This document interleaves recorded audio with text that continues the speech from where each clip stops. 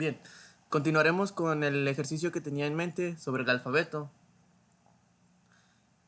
Bien, ¿qué es lo que vamos a hacer aquí? Bueno, me iré a la clase que tengo aquí antes de usar el método main para hacer el término de nuestra aplicación. Y lo primero que haremos es hacer dos métodos, como ya lo habíamos dicho, tienen que tener la estructura de la recursión de forma indirecta y lo haremos. Bien, dijimos que vamos a usar el alfabeto. Por ello vamos a tener que usar el tipo de dato primitivo char. ¿Por qué? Bueno, explicaré de forma rápida por qué es necesario ese tipo. Si se dan cuenta,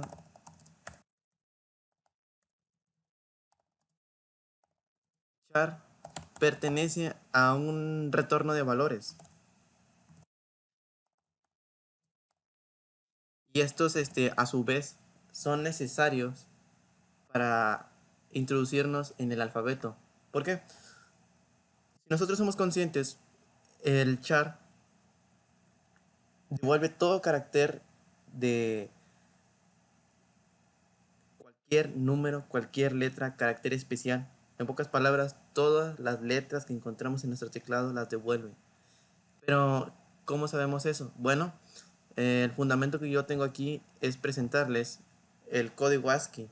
El código ASCII es ni más que menos que el ejemplo de lo que les estoy diciendo. Para el alfabeto se me ocurrió hacer con las letras mayúsculas de A hasta Z, trabajar con ellas. Bien, vamos a trabajar con ellas de forma indirecta la recursión, también lo haremos de forma directa, pero explicando primero en qué consiste eh, toda la lógica en cuestión de la forma recursiva de forma indirecta. Bien, si nosotros nos damos cuenta, C65 es el valor de A y Z es el valor que tiene como destinado 90. Sabiendo eso, nosotros trabajaremos entonces con constantes, ¿sí? No son clases de string las que estaremos trabajando, no.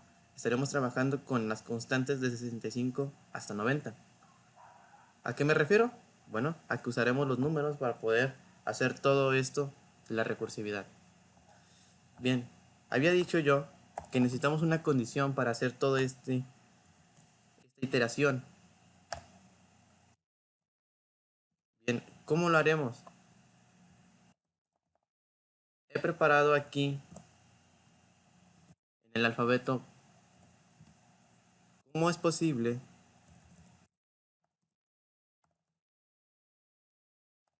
hacer todo esto. Bien. Antes que nada voy a explicar primero lo que va a ser el método A. No nos preocuparemos mucho ahorita por el método B, en lo que lo escribimos. Bien. Ahorita, el método A se encarga de que la condición de ser verdadera, o sea, C, lo que tengamos aquí en C, si es mayor a A, pasará ese dato al método B y correspondientemente irá a imprimirlo. ¿Sí? Hasta ahí creo que no hay una duda. Bien, y haré la otra impresión aquí en el método B para entender por qué voy a hacer todo esto.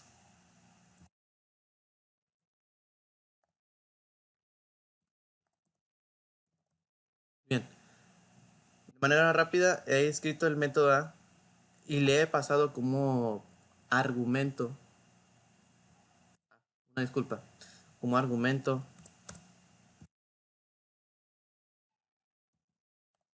¿sí? Pero una C que va decrementando. Una disculpa y un error de dedo, no es Z. Esto, ¿por qué es necesario? Bien, si nosotros nos damos cuenta, yo voy a poner en el main, ahorita más adelante lo van a ver de manera más gráfica, voy a poner un valor de Z. ¿Por qué? Bueno, porque le estoy dando a entender en la condición que C, que tiene el valor de Z, y hemos acordado que Z tiene el valor de 90 y A tiene el valor de 65. Entonces estoy dando a entender que 90 es mayor que 65, que es la letra A. Va a ejecutar el método B. ¿Y qué trae el método B? Pues el 90, que es el valor de Z. ¿Sí? E independientemente de eso, luego nos pasa a imprimir C. Ya teniendo en cuenta eso, ahora el método B trae Z, ¿sí? Eso es rápido de digerir. Bien, ahora en el método A volvemos a pasar C, pero ahora a C le quita 1, ¿sí? Va decrementando su valor. Entonces, si ahorita ya no es 90, entonces es 89, dando a entender que ahora Z ya no es Z, sino es Y, ¿sí? Y lo podemos ver gráfico en el código ASCII, que 90 le quitaríamos 1, es 89, sería la letra Y. Teniendo eso en cuenta, pasa al método A otra vez y ha checado que 89 sigue siendo mayor a A. Y si cíclicamente repite esto hasta que ya no sea esta condición y se tenga que salir el programa. Bien, ¿cómo haríamos en el caso de main para que esto funcione? Bien, lo haremos de manera muy rápida y pasaría a usar el método A. Antes que nada, voy a crear el objeto para poder referirme al método A.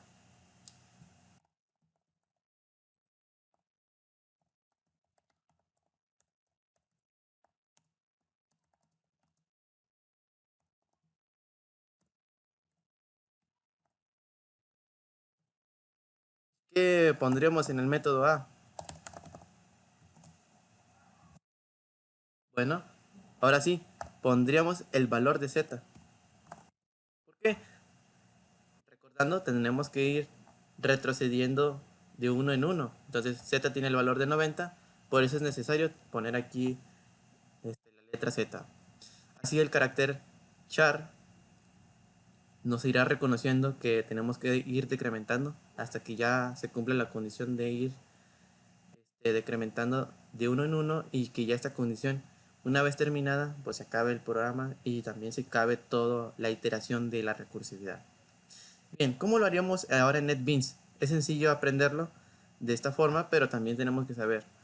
Aquí ya nomás para ahorrarnos tiempo he copiado el mismo código, nomás aquí en NetBeans se me ha pasado que olvidé acá en el editor de código que tenemos que usar igual. ¿Por qué?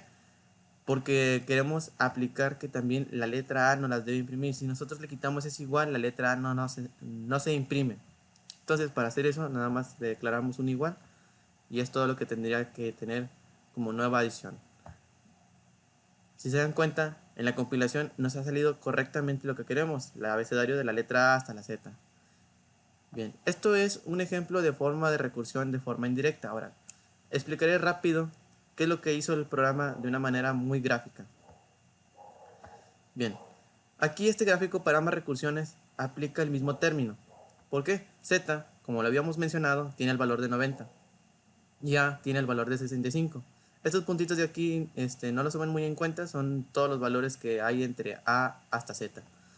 Bien, según Y, según X, tienen el valor Y de 89 y X tiene el valor de 88. Cuando nosotros hacemos la aplicación de que retroceda, en pocas palabras, esta parte, la del método B, se nos aplica que tenga que decrementar Z. Entonces, Z decrementa en 1, entonces ya no es 90, es 89 como lo veníamos explicando.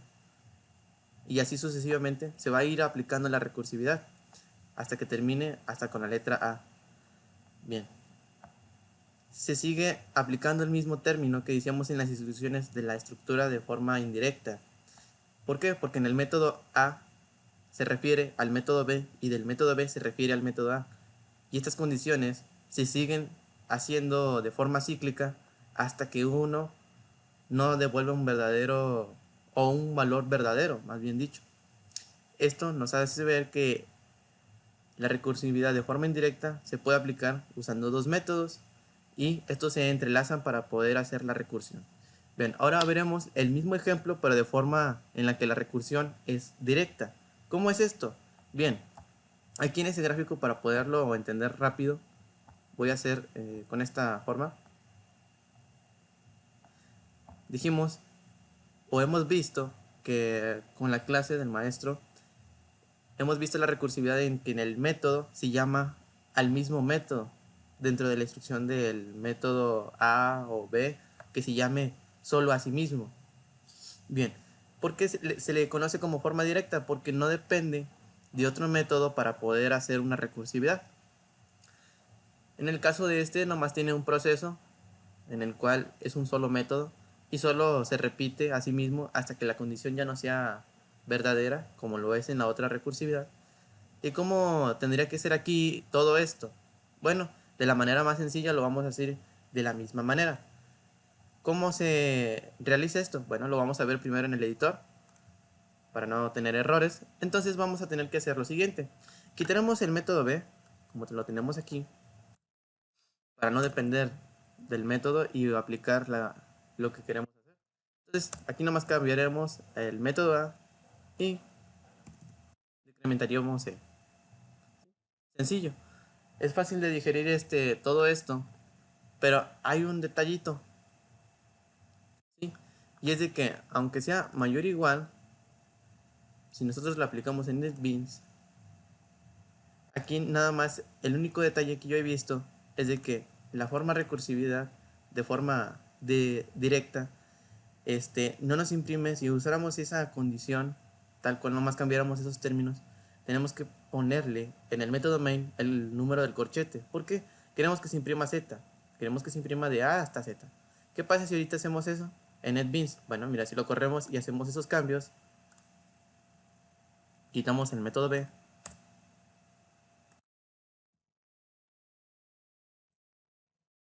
nos ha de ocurrir un cierto detalle. Y es de que nos imprime la arroba y nos imprime hasta Y. Bien, ¿cómo haríamos para quitar semejante cosa? Bien, antes que nada, en el editor de código, lo que vamos a tener que hacer primero es, para que no nos imprima la arroba, tener que poner el igual, ¿verdad?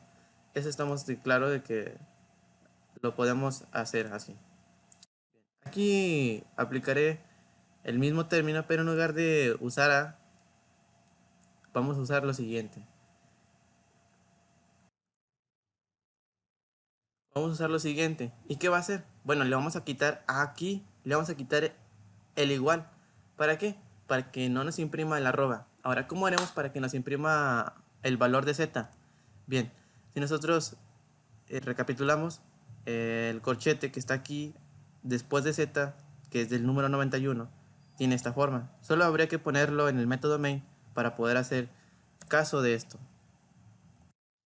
Y una vez puesto, corremos la aplicación y nos damos cuenta que sí, se imprime de A hasta Z. ¿Usando qué? La recursividad de forma directa. ¿Por qué? Nos estamos llamando al mismo método, solo que C está decrementando del mismo método. No dependemos de un método B. Bien, ¿cómo entendemos esto? Aquí en el mismo gráfico lo voy a hacer explícito. Se hace de la misma manera que la recursión de forma indirecta. Si Z es 90, pasa a ser decrementada y se va hasta 89. No se vayan a confundir si es mayor igual o es mayor normal. No, no, no. Tienen que tener consciente por qué se aplicó ahora mayor igual en el caso de la forma indirecta. ¿Por qué? Aquí NetBeans nos lee que mayor igual nos tenía que imprimir la letra A. Y acá no era necesario porque ya nos imprimía una letra de más, que era la arroba. Más bien, arroba se considera un carácter especial. Entonces, nomás solo quitamos el igual para entender que empieza desde A hasta Z. Ahora, ¿por qué Z no nos lo imprimía desde un inicio? Bien, sencillamente ¿por qué? Porque Z no se consideraba como era mayor, llegaba hasta el tope. Entonces, cuando llegaba a checar Z, era su tope final. Entonces, tuvimos que ponerle un carácter más para hacer valor, hacer que se imprimiera Z. Esto es sencillo de ver. Por ejemplo, alguien me comentaba para qué eran los métodos estáticos en los métodos. Bueno, si yo hago todo esto, nos damos cuenta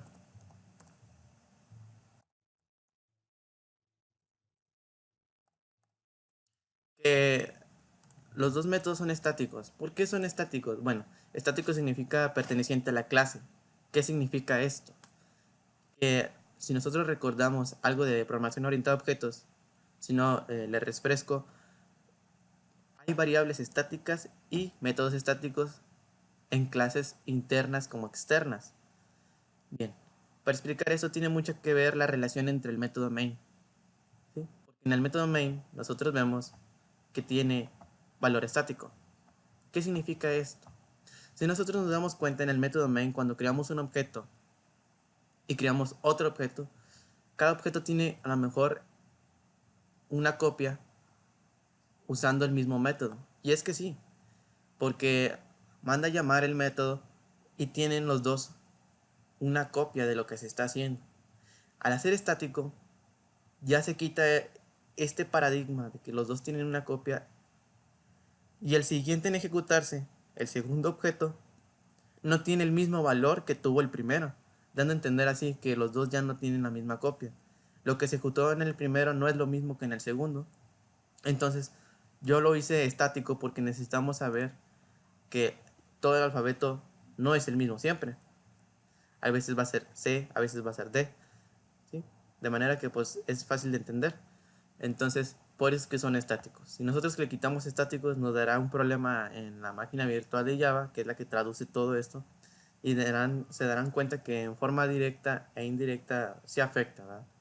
Bueno, esto es todo. Espero que les haya entendido. Si ahí tienen alguna pregunta, después de la parte 3 del video, si han comprendido algo o aún sienten que todavía les falta practicar más, díganme y yo les pongo aquí un ejercicio y se los evalúo de forma que yo les hago saber cuál es su error. Bien, nomás una clave o un truco que yo les doy para que siempre estén practicando esto es de que todo esto que estamos viendo ahorita es notable ver que tenemos que usar mucho la imaginación, enormemente. Porque si nosotros queremos hacer esto rápido, tenemos que imaginarnos qué va en el proceso. Ahora explicaré qué es lo que ya se hace ya en términos más rápidos para hacer una recursión de forma directa, que es a veces la que se nos pide más de tarea que una forma indirecta. Y es de que nos tenemos que imaginar una espiral. ¿Cómo? Bueno, déjenme explicarlo. Bueno, me he adelantado un paso y es que lo quise hacer de forma tridimensional para que lo puedan entender muy fácil con una espiral, que estoy aquí. No es una espiral que no conocemos, es una espiral de forma que nosotros los interpretamos es de 2D, ¿verdad? ¿Por qué?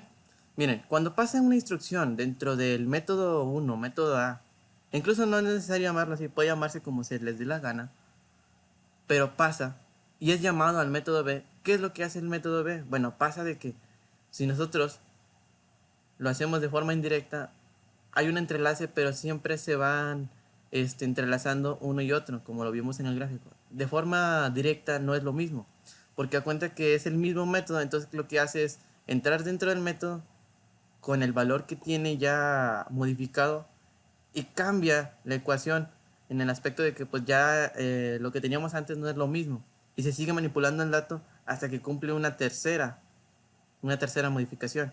Entonces, ya cuando se cumple la tercera modificación, vamos a decir que nomás vamos a comparar tres cosas en las cuales va a ir decrementando, por ejemplo, un número, y nomás se van a hacer dos casos de ir quitando uno en uno, como a lo mejor el método del factorial. Pero ya cuando se termina, regresa a su método original, que es el uno y se sale. ¿Por qué? Porque ya no hay una condición en la cual tengan que seguirse sumergiendo para poder hacer la recursividad. Bueno, esto es una manera de verlo para que ustedes tengan algo de imaginación, que lo imaginen como una espiral para poder entender lo que es el concepto de la recursividad. Sé que es algo difícil de digerir por cuestión de que yo también tuve mis problemas al momento de entender ese tema. Tiene su reto, pero está fácil y también está sencillo de comprender al momento de que nosotros nos imaginemos esto en forma directa, ¿verdad? Como una espiral de que se va desarrollando hasta que ya termina, se regresa hasta el uno. Bien, espero les haya gustado y pues ojalá no tenga ninguna duda a nadie y si tiene alguien duda pues hágamelo saber y yo busco la manera de expresarme y si no de ejemplificar más rápido el problema o hacer una solución mejor. Bueno, gracias.